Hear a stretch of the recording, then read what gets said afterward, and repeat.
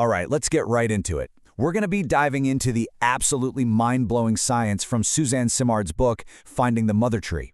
We're talking about a secret, hidden world, a life that's happening in our forests, literally right beneath our feet. So let's start with a really simple question. When you walk through a forest, what do you actually see? Is it just a bunch of individual trees all competing with each other, fighting for their own patch of sunlight, their own drop of water? For the longest time, that's pretty much what we all thought. It's what science told us, right? Survival of the fittest. But what if that's not the whole picture? Not even close. It turns out the real story, the real drama, it's not happening up in the branches we can see. No, it's all unfolding in this vast, secret world right under our feet. And this right here, this quote from Suzanne Simard herself, really gets to the heart of it. What she discovered is that trees are not these lonely, isolated beings. Not at all. They're actually part of this huge, interconnected network. Think of it like a web of life that completely flips the script on how we've always looked at forests. Okay, so at the very center of this incredible network, there's a main character, if you will. And that's what we're talking about next, the mother tree. So, what is a mother tree? Well, to put it simply, it's usually one of the biggest, oldest trees around. But its size, it's not just for show. This tree is basically the central hub of the whole operation, kind of like a forest's command center, and it's connected to hundreds of other trees through this super complex underground fungal network. And get this isn't just some dry biological thing happening. Simard talks about it as something way more profound. She actually describes it as nurturing, almost like a parent. These huge old trees are actively looking after the next generation, almost like their family. So these mother trees have some seriously important jobs. First up, they nurture the young. They're sending things like carbon and other key nutrients through that fungal network, specifically to help the little seedlings get a fighting chance in the shade. Then, number two, they're like the forest's alarm system. If there's an insect attack or a disease, they can send out these chemical warning signals to other trees they're connected to. And finally, and this is incredible, even when they die, they pass on their wisdom. They release this final burst of resources and knowledge back into the network, all for the good of the community.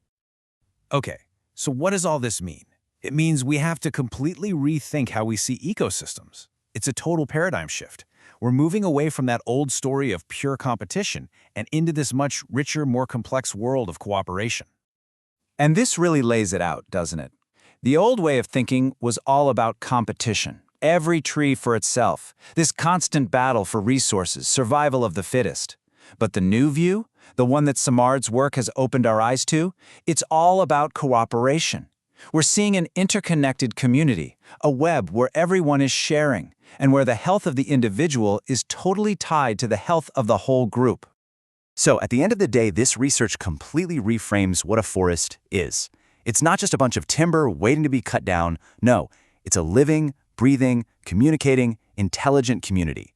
A system that's actively working together for the survival and resilience of everyone. All right, so if forests are these incredibly complex, cooperative communities, it kind of makes you wonder, right? What can we, as humans, learn from all this? And this is where Simard makes it all so personal. She started seeing these amazing parallels between how the forest weathers its own cycles of growth and death and the joys and hardships that her own family went through. It just makes this whole scientific discovery hit home on a really deep human level. So what are the big lessons here? Well, the forest is basically showing us that collaboration is absolutely essential for the survival of the group. It teaches us that diversity isn't just some nice to have, it's what creates real strength and balance. It proves that supporting the next generation is crucial for resilience. And maybe most importantly, it shows us that communities really flourish when there's mutual care and connection. I just love this quote. It captures the whole philosophy perfectly. It's not about brute force or who's the strongest. It's about this elegant give and take, finding this perfect balance. It's a system that knows the strengths and weaknesses of its members and works with them.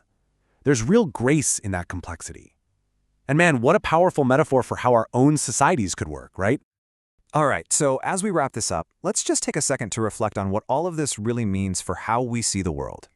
Once you learn this stuff, it fundamentally changes everything. A walk in the woods, it's never the same again. You're not just walking past some pretty scenery anymore. You're actually walking through a vibrant, living, talking community. It can't help but give you this deeper sense of just awe and respect for the natural world.